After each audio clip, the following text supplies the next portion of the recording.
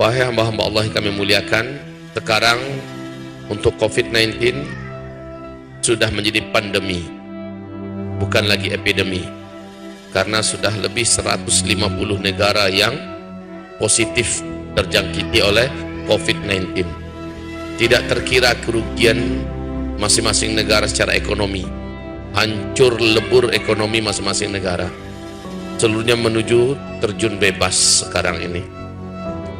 Dan saudaraku, hamba-hamba Allah yang kami muliakan, kalau sebelumnya Cina babak belur dan menuju kepada kondisi yang terberat, ternyata disusul oleh Iran, disusul oleh Korea Selatan, disusul oleh Itali malah lockdown satu negara, ya. Setiap kota-kotanya sudah dikunci.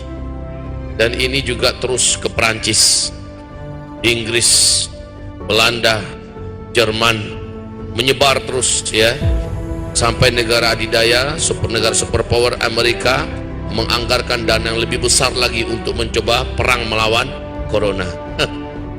Bala tentara Allah yang tak nampak Allah kirimkan kecil, sementara bala tentara mereka yang banyak seperti Cina punya 2 juta tentara tak mampu berkutik.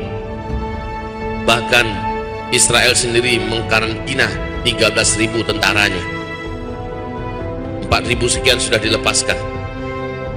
Bagaimana kita menyaksikan Korea Utara yang tentaranya kita dengar sangatlah beringas keras, ternyata juga dibabak beluri oleh COVID-19.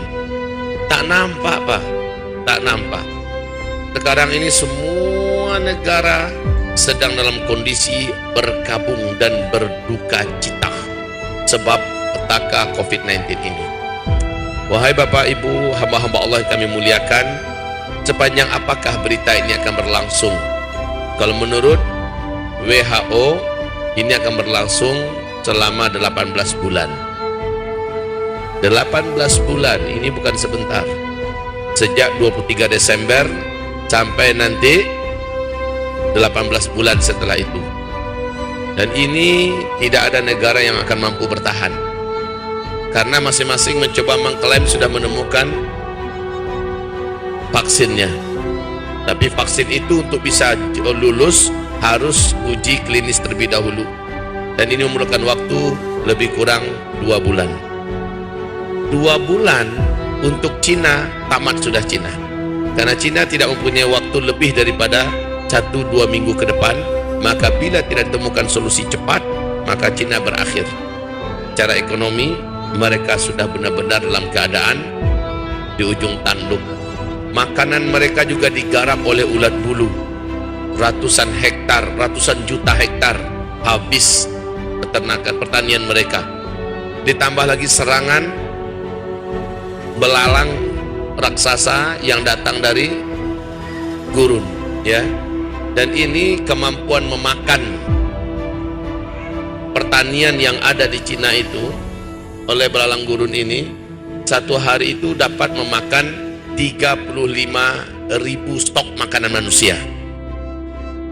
Dan menurut PBB, ini belalang gurun yang besar-besar dan menggigit manusia ini, di bulan April besok ini jumlah mereka sudah 500 kali lipat dari yang ada sekarang.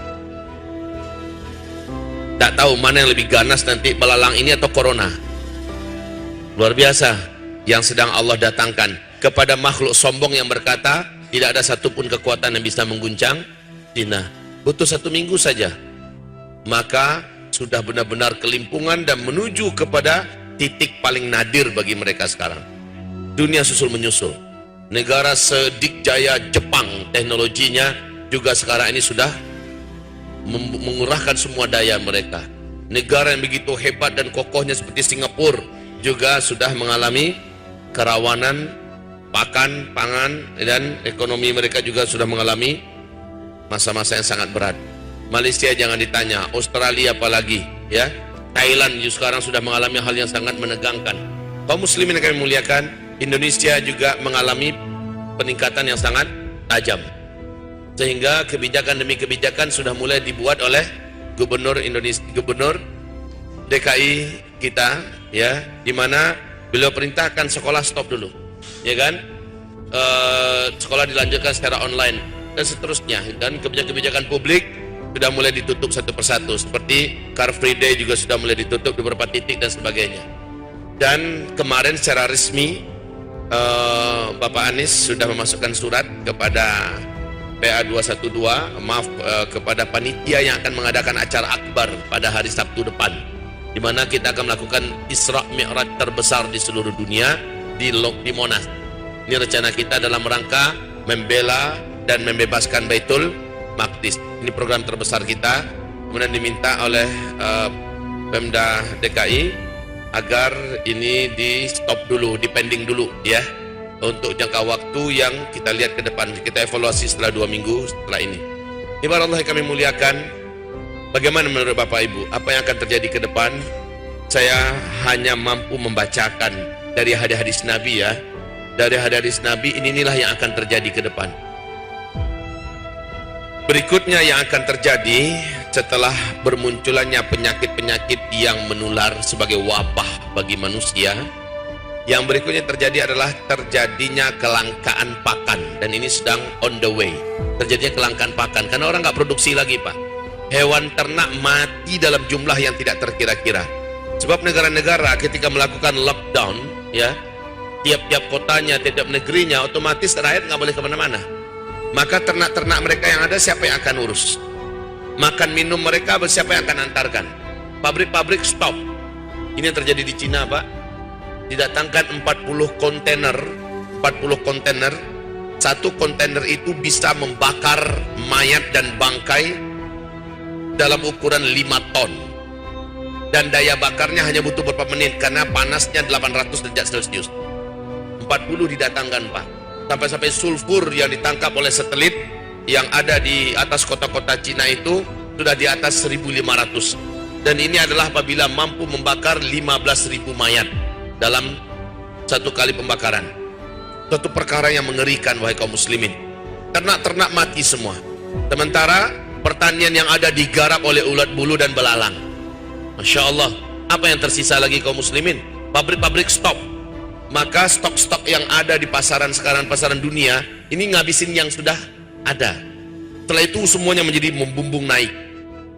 Lalu kata Rasulullah, nanti di akhir zaman, uang yang banyak, gaji yang banyak, takkan mampu membeli makanan yang diperlukan. Ini akan terjadi, Pak. Saya tak tahulah bagaimana solusinya, demi Allah saya tak tahu. Ya, uang yang banyak, orang-orang yang digaji banyak, tidak akan mampu memenuhi kebutuhan mereka untuk makan.